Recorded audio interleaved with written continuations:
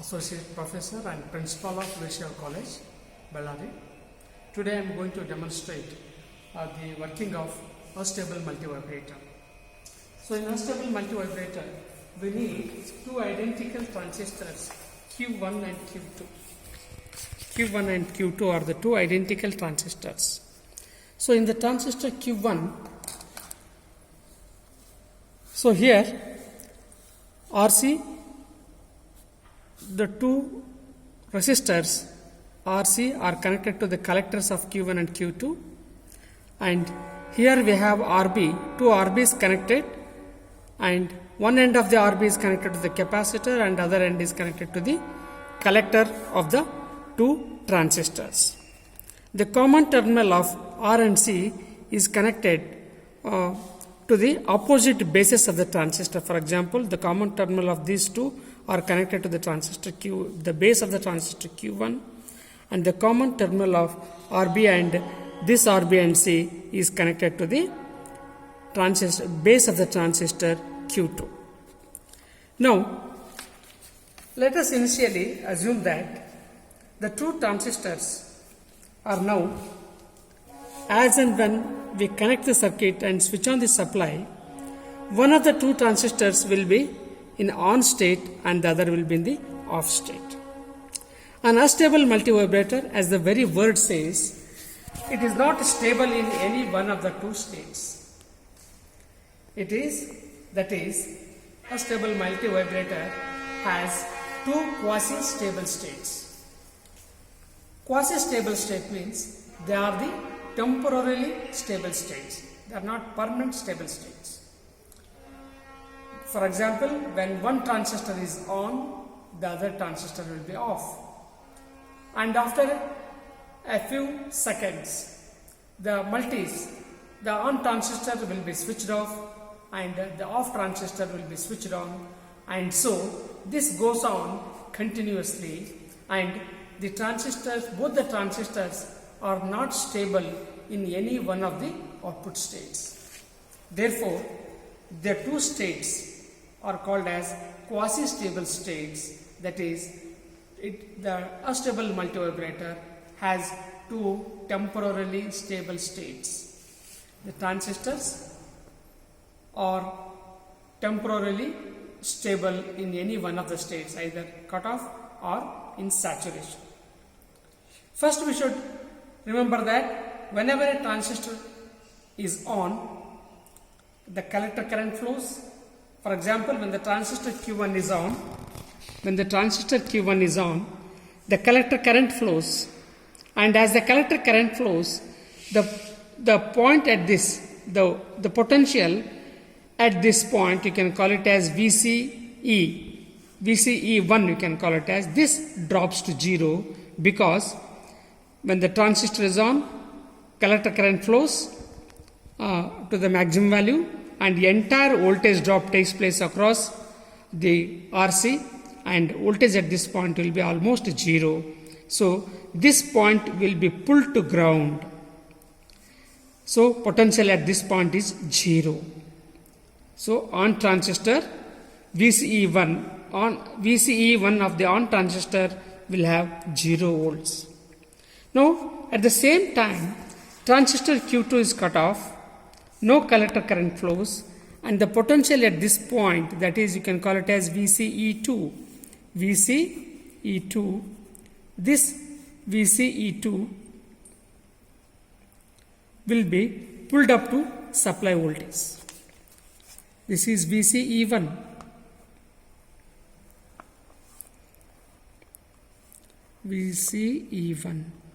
VCE1 is in saturation, so the potential at this point is almost 0 volts, and the potential at this is on transistor, VCE1 is 0, off transistor, no collector current flows, the potential at this point VCE2 is pulled up to VCC, so it is approximately 10 volts.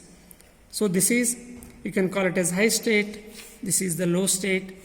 When the on transistor Q1 is on, Q2 is off, potential at this point is 0, the potential at this point is at plus VCC or plus 10 volts.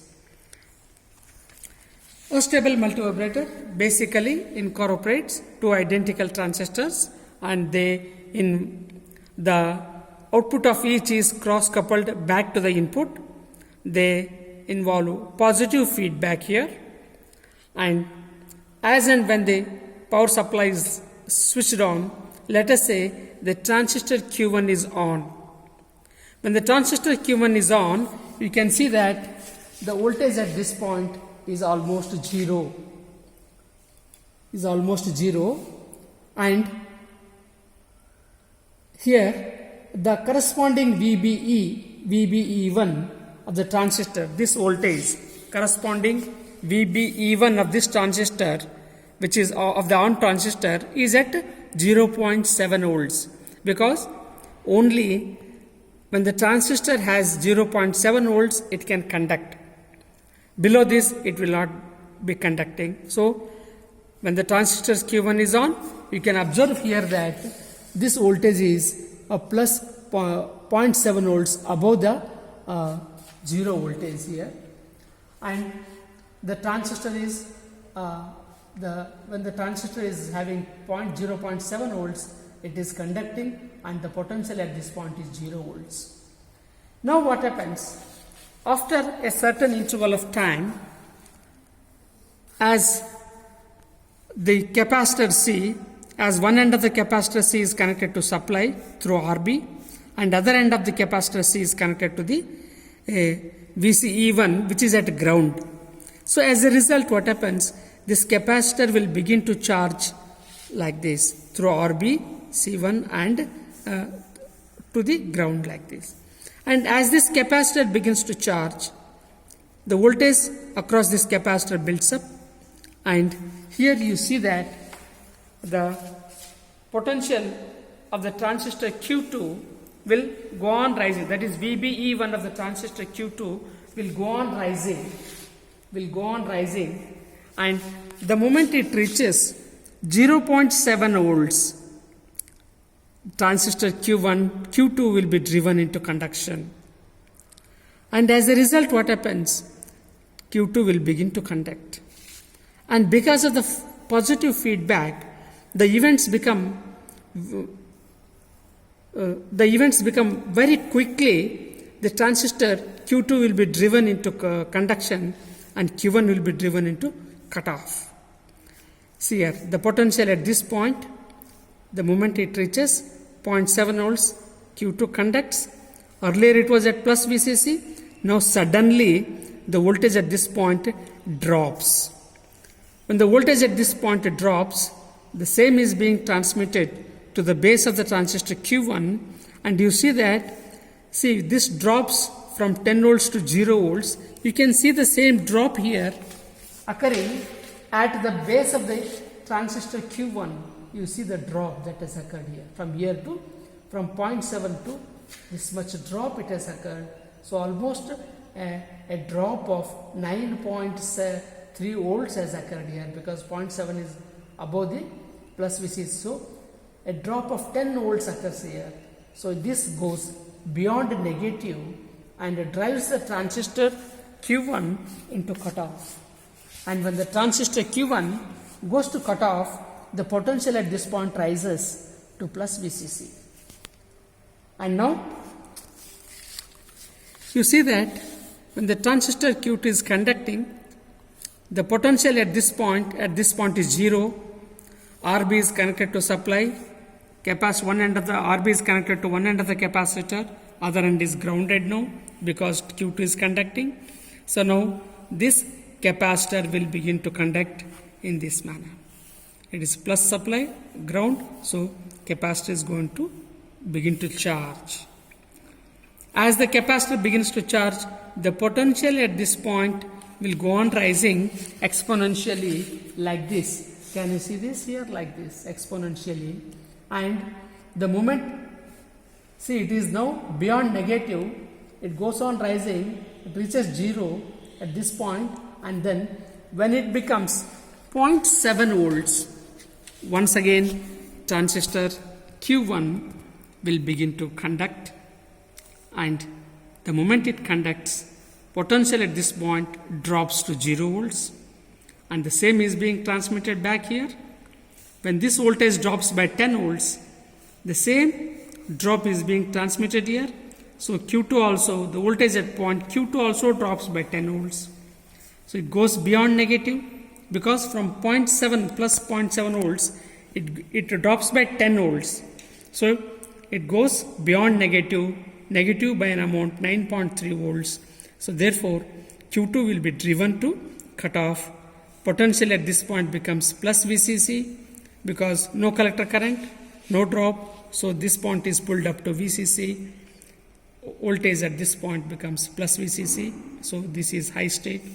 It's conducting, and when it conducts heavily, because it will drive the transistor Q1 into saturation.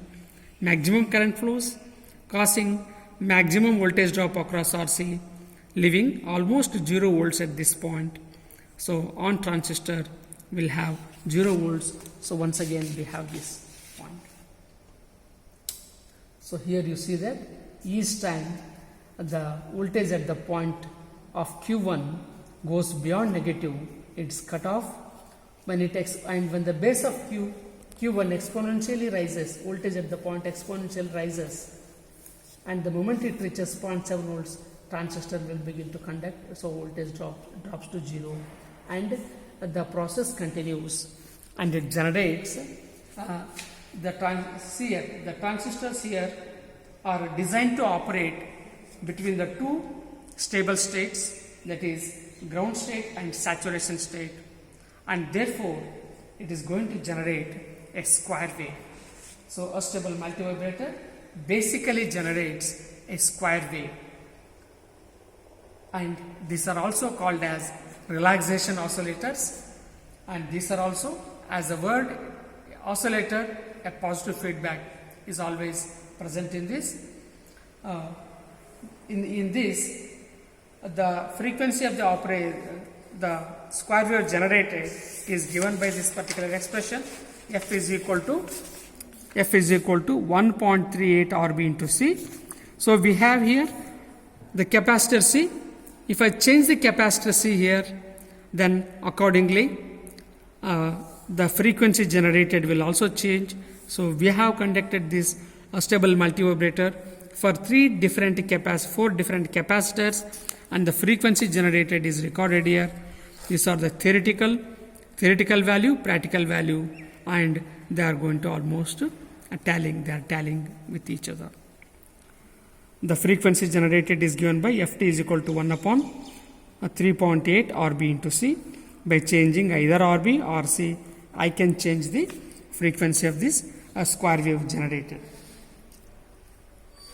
Here, another very important aspect of this stable multivibrator is that it can be used to generate a square wave. It is basically the two transistors are switching transistor type, and therefore these transistors are operated they are not operated in the linear region. In fact, they are operated between the two states, that is cutoff and saturation. That's why they are called as relaxation oscillators, and basically an astable multivibrator is a square wave generator. Thank you. Book कहे का बोल रहे हाँ book कहे का बोल रहे late कम बढ़ रहा है बुक का कहे का रहा चेंज आता था